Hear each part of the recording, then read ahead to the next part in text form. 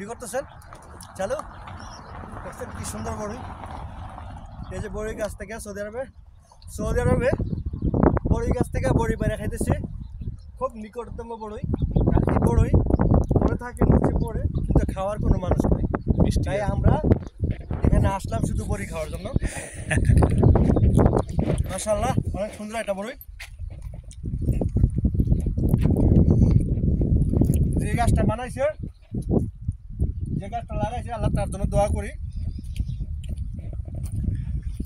একটা বড়ি খেয়ে দিতে পারলাম।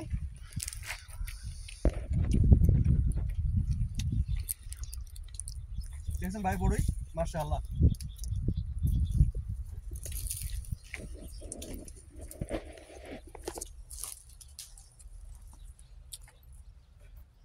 খান এবার।